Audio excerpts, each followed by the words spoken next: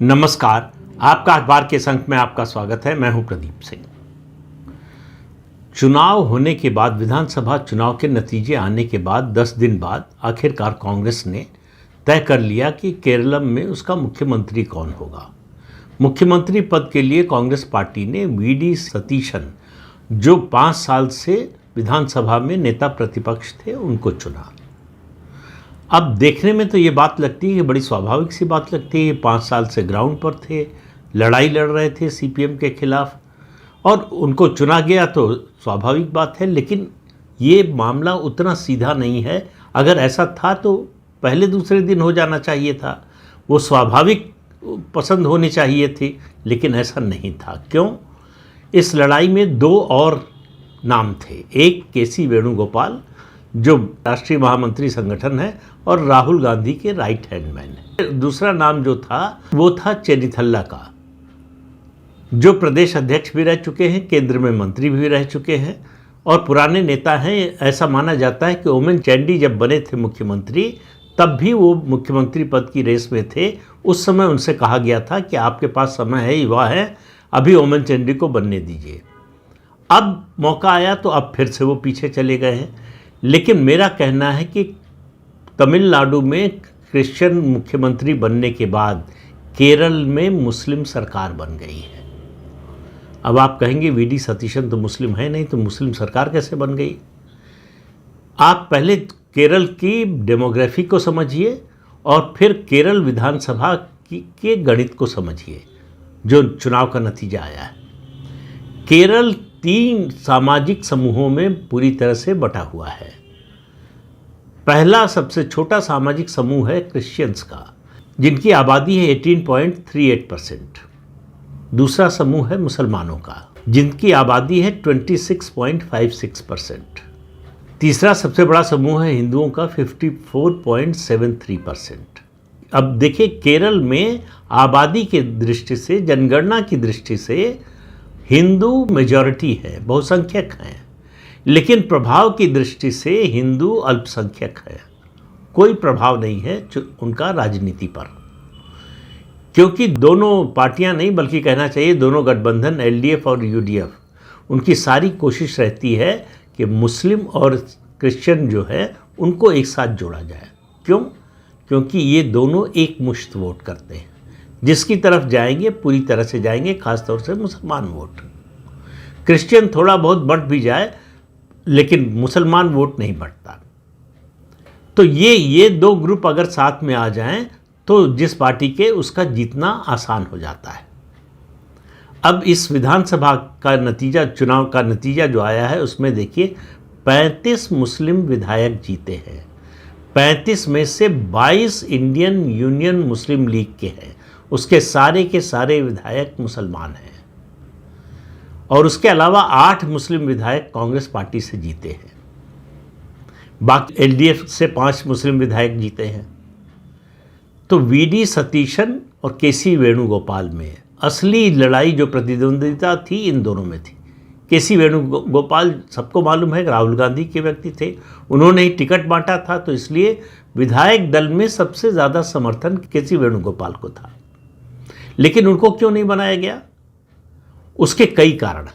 सबसे बड़ा कारण सबसे बाद में बताऊंगा, पहले दूसरे जो कारण हैं उनको समझिए। केसी वेणुगोपाल एलएपी से सांसद हैं, लोकसभा सदस्य हैं। ये सीपीएम का स्ट्रांग होल्ड माना जाता है। केसी वेणुगोपाल कई बार से यहाँ से जीत रहे हैं। तो अगर उनको मुख्यमंत्री बनाया जाता तो उनको इस्तीफा देना पड़ता लोकसभा सीट से। तो पार्टी में ये मानना था कि अगर केसी वेणुगोपाल इस्तीफा देंगे, उनकी जगह किसी और को बाई इलेक्शन में उतारा जाएगा, तो वो सीट सीपीएम को जा सकती है। दूसरा, केसी वेणुगोपाल को मुख्यमंत्री बनाने के लिए एक विधायक को इस्तीफा दिलवाना पड़ता और बाई इलेक्शन लड़ना पड़ता केसी वेणुगोपाल को। और अगर वो बाई इलेक्शन हार जाते फिर कांग्रेस का क्या होता? लेकिन सवाल यह है कि क्यों हार जाते? एलएपी की सीट क्यों हार जाते, या बाई इलेक्शन विधानसभा का लड़ते तो क्यों हार जाते? क्योंकि उसके लिए इंडियन यूनियन मुस्लिम लीग तैयार नहीं थी। इंडियन यूनियन मुस्लिम लीग की पसंद वीडी सतीशन थे। अब वीडी सतीशन का सामाजिक आधार आप देखिए, सामाजिक समर्थन आप देखिए, चर्च के लोग उनको पसंद नहीं करते। क्योंकि वो चर्च में जाकर घुटने नहीं टेकते। एजवा कम्युनिटी ओबीसी कम्युनिटी है जो केरलम की आबादी का 30% है। उसके लोग वीडी सतीशन को पसंद नहीं करते। विधायकों का बहुमत केसी वेणुगोपाल के पक्ष में था। राहुल गांधी भी चाहते थे, लेकिन राहुल गांधी की नहीं चली। वो केसी वेणुगोपाल को मुख्यमंत्री नहीं बनवा पाए, इसका मतलब राहुल गांधी की नहीं चली मुख्यमंत्री के चयन में। उनकी इच्छा से मुख्यमंत्री नहीं बना, उनको मजबूरी में बनाना पड़ा। मजबूरी क्या? इंडियन यूनियन मुस्लिम लीग वीडी सतीशन को चाहती थी।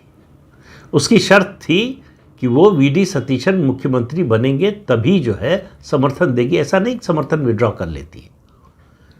इसके अलावा कारण था कि अगर वीडी सतीशन को मुख्यमंत्री नहीं बनाया जाता तो वो असंतुष्ट खेमे में चले जाते और जो भी मुख्यमंत्री बनता, इस मामले में केसी वेणुगोपाल का ही नाम था, वो बनते तो उनकी सरकार की राजनीतिक स्थिरता हमेशा संदेह के घेरे में रहती है।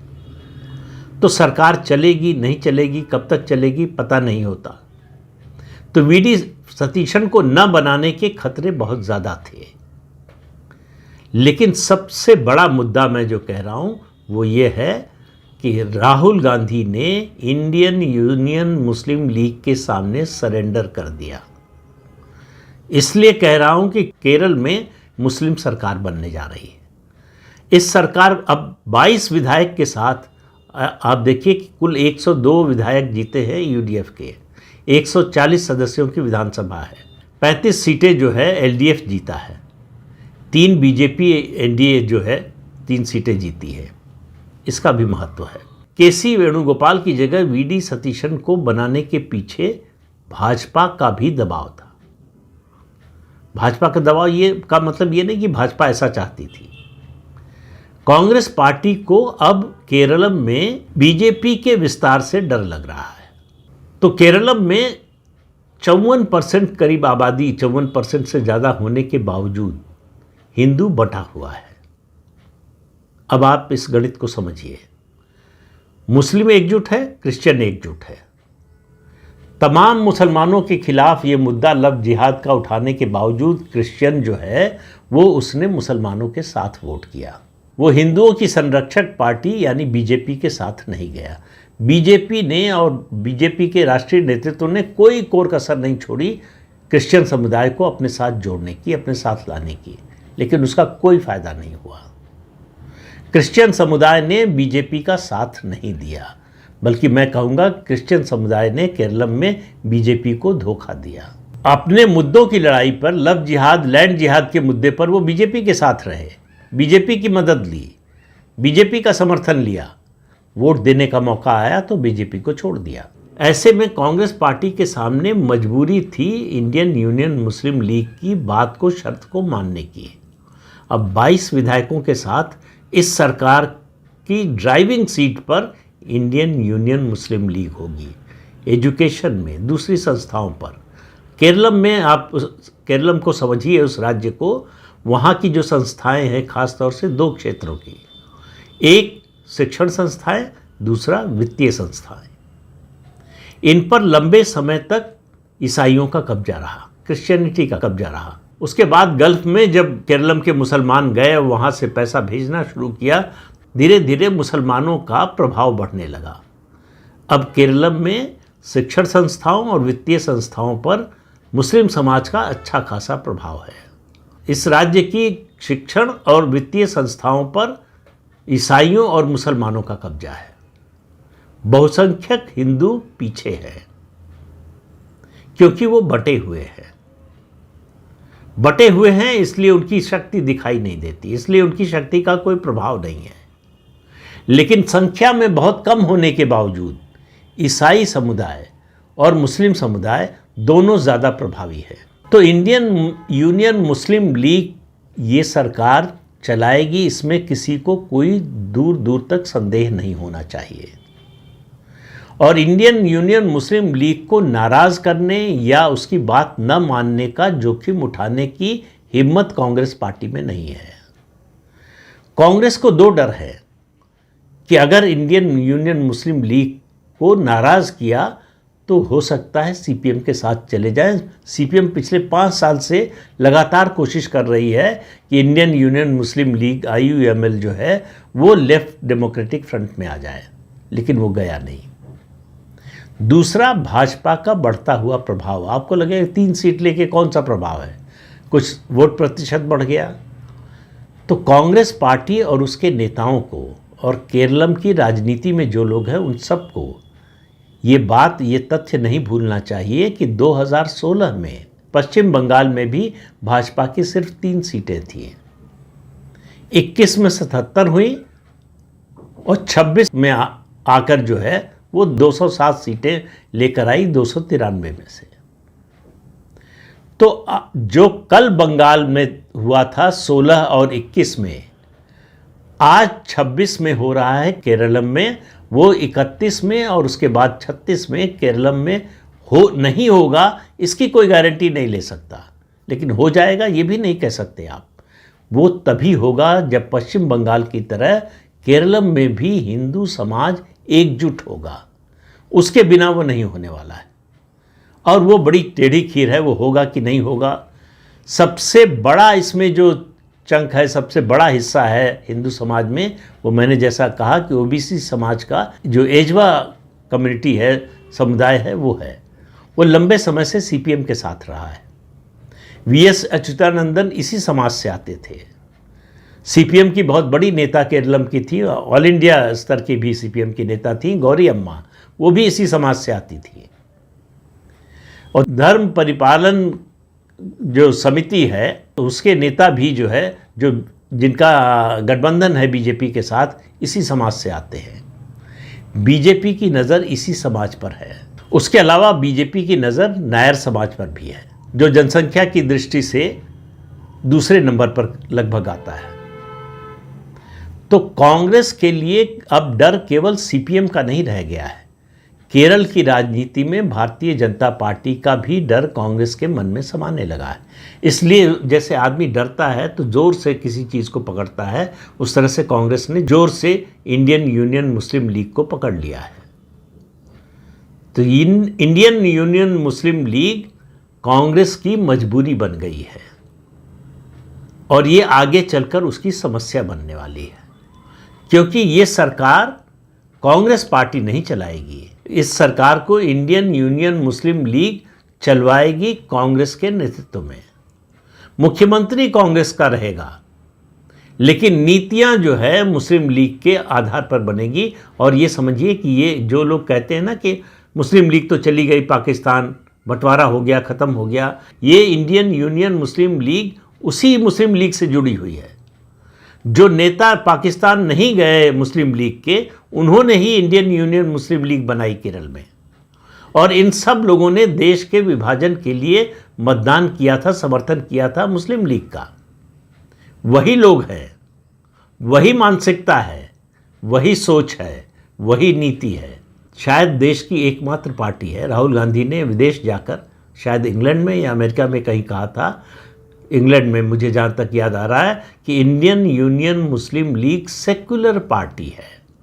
अगर इंडियन यूनियन मुस्लिम लीग सेक्युलर पार्टी है, फिर सवाल यह है कि सेक्युलरिज्म की परिभाषा जरूर बदल देनी चाहिए। लेकिन अभी ताज़ा खबर जो है वो तो यही है कि इंडियन यूनियन मुस्लिम लीग के सामने कांग्रेस पार्टी और राहुल गांधी ने पूरी तरह से सरेंडर कर दिया। अपने चहेते KC वेणुगोपाल को मुख्यमंत्री नहीं बनवा पाए। 8-9 दिन तक कोशिश करते रहे, सारे जतन करके देख लिए, लेकिन वेणुगोपाल को मुख्यमंत्री नहीं बनवा पाए। मुख्यमंत्री वो बना जिसे इंडियन यूनियन मुस्लिम लीग चाहती थी। तो तमिलनाडु में क्रिश्चियन मुख्यमंत्री बना और केरलम में मुस्लिम सरकार बन रही है। अब तक किसी भी सरकार में केरलम में इंडियन यूनियन मुस्लिम लीग इतनी प्रभावी नहीं थी, इतनी शक्तिशाली नहीं थी जैसी आज है। उसका कारण एक तो उसकी संख्या बढ़ी हुई है, दूसरा कारण है कांग्रेस इससे ज़्यादा कमज़ोर देश में शायद ही कभी रही हो, और कांग्रेस के पास गिनती के 4 राज्य बचे हैं जहां सरकार है उसकी। केरलम में बनने जा रही है, उसके अलावा कर्नाटक, तेलंगाना और हिमाचल प्रदेश में है। अगले विधानसभा चुनावों का दौर आएगा तो उसमें से और कौन सा राज्य चला जाएगा ये कहना मुश्किल है। लेकिन कांग्रेस के लिए केरलम और ख़ास तौर से राहुल गांधी के लिए केरलम में सरकार बनना कांग्रेस का बहुत ज़रूरी था, उनके पॉलिटिकल सर्वाइवल के लिए ज़रूरी था। तो अपने पॉलिटिकल सर्वाइवल के लिए उन्होंने अपने करीबी दोस्त, अपने right hand man KC. Venugopal की बलि दे दी और इंडियन यूनियन मुस्लिम लीग के सामने आत्मसमर्पण कर दिया। आप थोड़े दिन इंतज़ार कीजिए, फिर देखिए कि इस केरलम की राज्य सरकार पर इंडियन यूनियन मुस्लिम लीग का कितना और कैसा प्रभाव है। तो इस अंक में इतना ही, अगले अंक में फिर मिलेंगे किसी नए मुद्दे के साथ। तब तक के लिए नमस्कार।